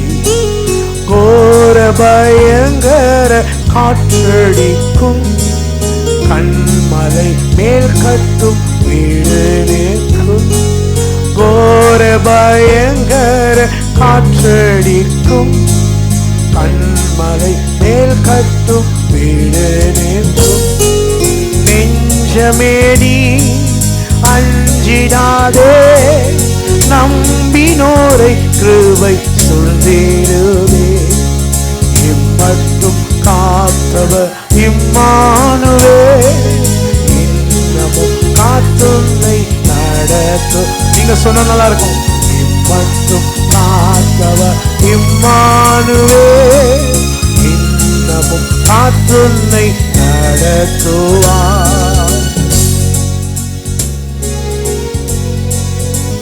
விசுவாசத்தால் நீதிமான் பிழைப்பான். வறட்சி மிகுந்த காலத்திலும் பக்தருடைய வலது பாரிசத்தில் கர்த்தர் நிற்பார். ஆமென் சொல்லுங்க. தைரியமா இருங்க. பக்கத்துல தட்டி கொடுத்து சொல்லுங்க, தைரியமா இருங்க. உங்க நம்பிக்கை வீண் போகாது. நிச்சயமாகவே முடிவு உண்டாகும், நிச்சயமாக வெற்றி உண்டாகும், நிச்சயமாகவே ஜெயம் உண்டாகும். கர்த்தருக்கு காத்திருக்கிற நீங்க கண்டிப்பா வெட்கப்பட்டு போக மாட்டீங்க. கண்டிப்பா மகிமைப்படுத்துவார், ஆசீர்வதிப்பார். சிறு பிள்ளைகளை கூட்டு வந்துருங்க. விசுவாசத்தால் நீதிமான் பிழைப்பான்.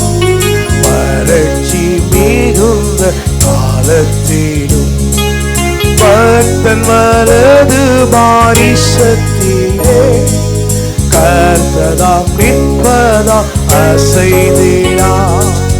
பக்தர் வலது பாரிசத்திலே கர்த்ததாம் நிற்பதாம் அசைந்தே. நீங்க சொல்லுங்களேன்.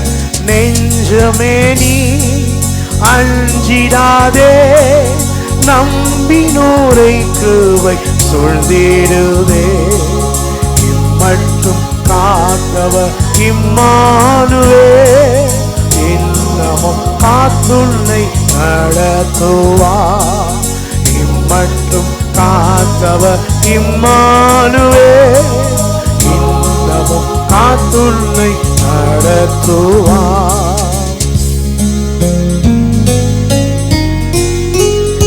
இயேசுவின் நாமத்தில் நான் ஜெயம் பெற்று அவன் சொல்லுங்க ஏகி பறந்தோடும் பக்தருடைய பறக்க போறோம். அவன் சொல்லுங்க பறக்க போகிற ஒரு நாள் அவர் வரப்போகிறார். நம்ம எல்லாம் என்ன பண்ண போகிறோம்? பறக்க போகிறோம். பறந்து அவரோடு ஐக்கியத்தில் வாழ போகிறோம். ஹல்லேலூயா. எத்தனை பேர் இந்த எதிர்பார்ப்போடு இந்த காலை இயேசுவின் நாமத்தில் ஜெயம் பெற்று ஏகி பறந்தோடும் பக்தரோடு சேர்ந்தென்றும் வாழ்ந்திடும் ஐக்கியத்திலே ஜெயம் வீரமே ஓடக்கொண்டே சேர்ந்தென்றும் வாழ்ந்திடும் ஐக்கியத்திலே ஜெயம் வீரமே ஓடக்கொண்டே. சொல்லுங்க. நெஞ்சமே நீ அஞ்சிடாதே, நம்பினோரை கிருபை சொல்லிடுவே. இம்மட்டும் காத்தவர் இம்மானுவேல், இன்னமும் காத்துன்னை. கண்களை மூடி சொல்லாமா? இம்மட்டும் இம்மானுவேல், இன்னமும் காத்துன்னை நட. நெஞ்சமே நீ நெஞ்சமே நீ அஞ்சிடாதே, நம்பினோரை கிருபை சொல்லிடுவே. இம்மட்டும் காத்தவர் இம்மானுவேல், இன்னமும் காத்துன்னை நடத்துவார். மட்டும் காத்தவர் இம்மானுவேல், இன்னமும் காத்துன்னை நடத்துவார். இயேசுவை நம்பினோர் மாண்டதில்லை, என்னென்ன துன்பங்கள் நேரிட்டார். சிங்கத்தின் வாயினின்றும் ரட்சிப்பார், பங்கம் வராதென்னை ஆதரிப்பார். சிங்கத்தின் வாயினின்றும் ரட்சிப்பார், பங்கம் வராதென்னை ஆதரிப்பார். சொல்லுங்க. நெஞ்சமே நீ அஞ்சிடாதே, நம்பினோரை கிருபை சொல்லிடுதே. இம்மட்டும் காத்தவர் இம்மானுவேல், இன்னமும் காத்துன்னை நட. சத்தமா மட்டும் இன்னமும் காத்துன்னை. இன்னொரு விஷயம் கூட சொல்லுங்க. மட்டும் காத்தவர் இம்மானுவேல். சொல்லிட்டே இருப்போம். இம்மட்டும் காத்தவர், காத்தவர் இம்மாவே. ஒரு அனாயிண்டிங்க, ஒரு அபிஷேகத்தை பெற்றுக்கொள்ளுங்க இந்த காலையில். சொல்லிட்டே இருங்க. சொல்ற இம்மட்டும், இம்மட்டும் காத்தவர் இம்மானுவேல், இன்னமும் காத்துன்னை நடத்துவார். இம்மட்டும் காத்தவர் இம்மானுவேல், காத்துன்னை நடத்துவார்.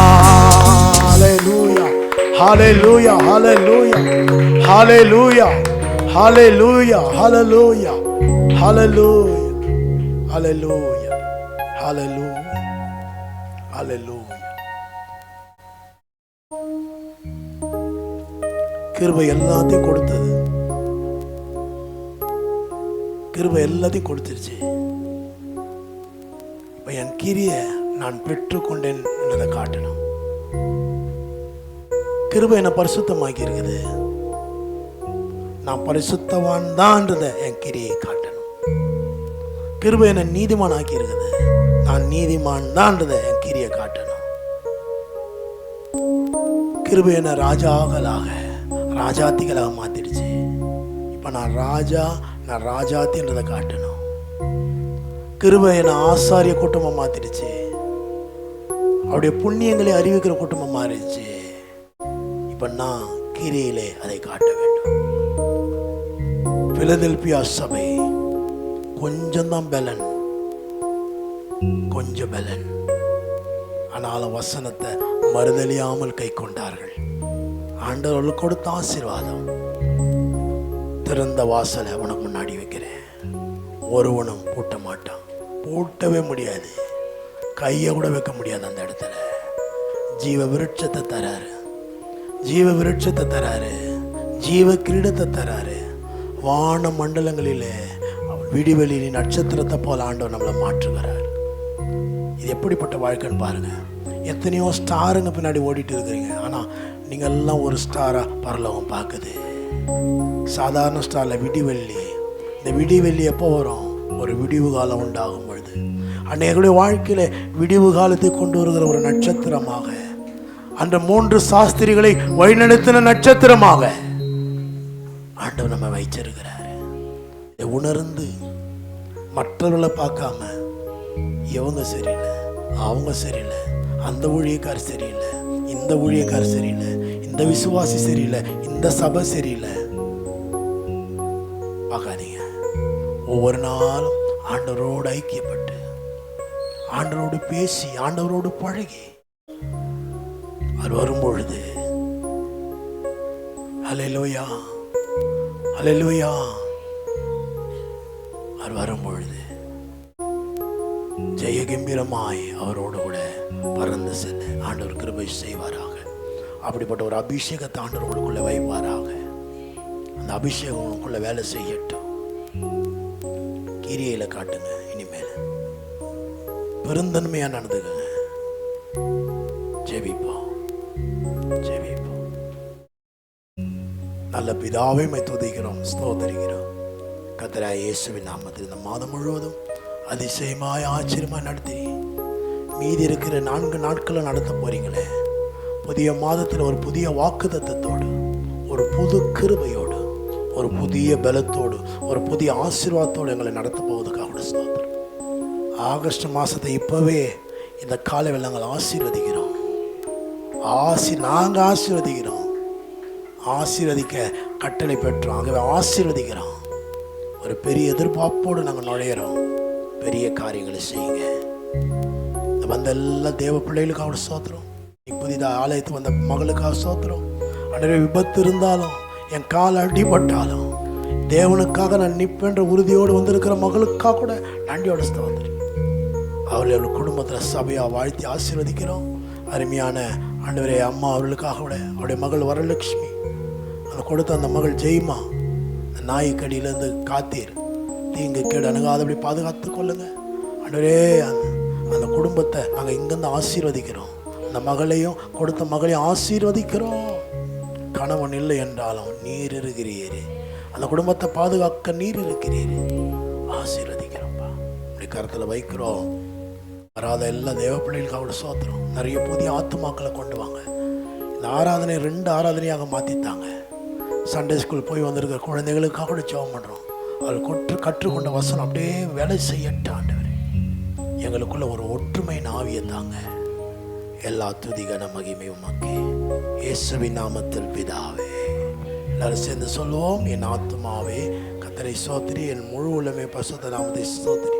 என் ஆத்துமாவே கர்த்தரை ஸ்தோத்திரி. கர்த்தர் செய்த சகல உபகாரங்களை மறவாது. ஆசீர்வாதத்தை பெற்றுக்கொள்ளுங்கள். நம்முடைய கர்த்தராகிய இயேசு கிறிஸ்துவினுடைய கிருபை, பிதாவாகிய தேவனுடைய அன்பு, பரிசுத்த ஆவியினுடைய ஐக்கியம் நம் அனைவரோடும் இன்றைக்கும் என்றைக்கும் இருப்பதாக. அல்லேலூயா, அல்லேலூயா, அல்லேலூயா. இதான் உங்க கிரியை.